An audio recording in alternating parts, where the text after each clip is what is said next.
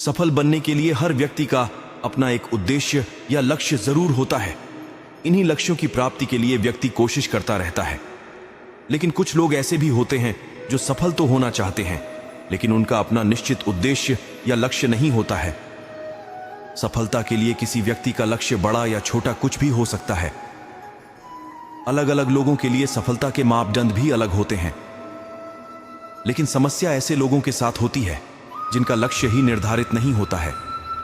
लक्ष्य प्राप्ति के लिए भगवान श्री कृष्ण द्वारा गीता के आखिरी अध्याय के श्लोक में कई बातें बताई गई हैं, लेकिन दुर्भाग्यवश कई लोग इस बात से आज भी अनविज्ञ हैं कि गीता ही ज्ञान की वह ज्योति है जिससे व्यक्ति सफलता के लिए अपने लक्ष्य को पहचान सकता है।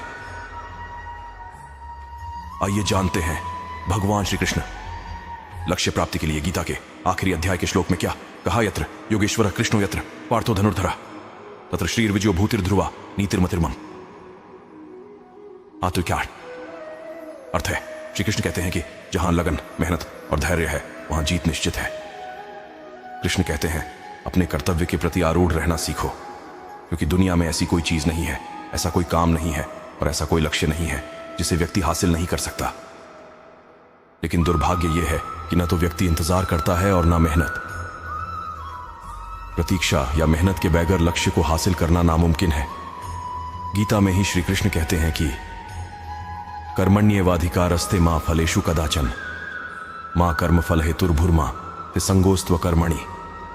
अर्थ है मनुष्य को कर्म करने का अधिकार है, लेकिन उसके फलों में नहीं, क्योंकि जिसने फल की कामना से कर्म किया वह कभी कामयाब नहीं होता और वह कभी लक्ष्य की प्राप्ति नहीं कर सकता।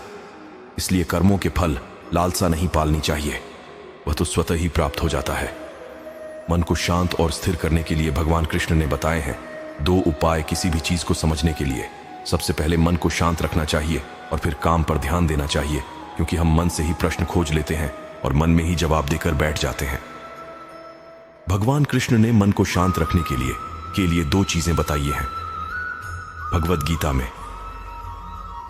भगवान श्री कृष्ण कहते हैं मन का बेचैन होना उसका स्वभाव है।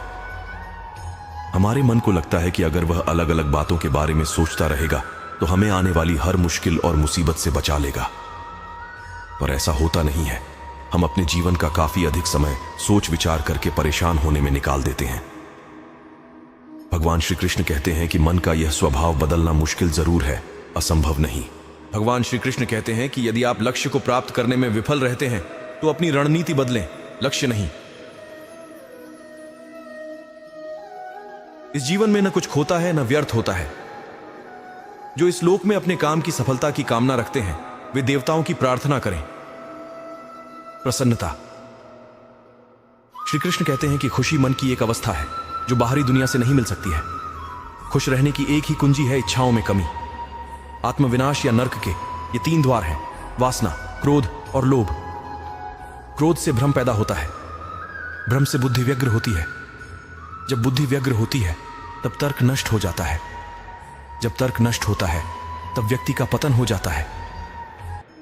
वह जो सभी इच्छाएं त्याग देता है और मैं और मेरा की लालसा और भावना से मुक्त हो जाता है, उसे शांति प्राप्त होती है। विश्वास क्या है? मनुष्य अपने विश्वास से निर्मित होता है। जैसा वो विश्वास करता है वैसा वो बन जाता है। व्यक्ति जो चाहे बन सकता है यदि वह विश्वास के साथ इच्छित वस्तु पर लगातार चिंतन करे। हर व्यक्ति का विश्वास उसकी प्रकृति के अनुसार होता है। विश्वास की शक्ति को पहचाने। मित्र और शत्रु दोनों है मन। जो मन को नियंत्रित नहीं करते उनके लिए वह शत्रु के समान कार्य करता है। मन की गतिविधियों, होश, श्वास और भावनाओं के माध्यम से भगवान की शक्ति सदा तुम्हारे साथ है और लगातार तुम्हें बस एक साधन की तरह प्रयोग करके सभी कार्य कर रही है। मन अशांत है और उसे नियंत्रित करना कठिन है, लेकिन अभ्यास से इसे वश में किया जा सकता है। सर्वोच्च शांति पाने के लिए हमें हमारे कर्मों के सभी परिणाम और लगाव को छोड़ देना चाहिए। केवल मन ही किसी का मित्र और शत्रु होता है।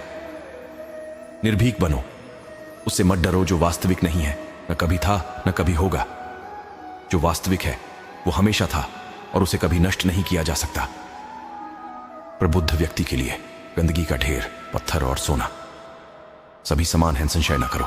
सदैव संदेह करने वाले व्यक्ति के लिए प्रसन्नता न इस लोक में है, न ही कहीं और। आत्मज्ञान की तलवार से काटकर अपने हृदय से अज्ञान के संदेह को अलग कर दो। अनुशासित रहो, उठो।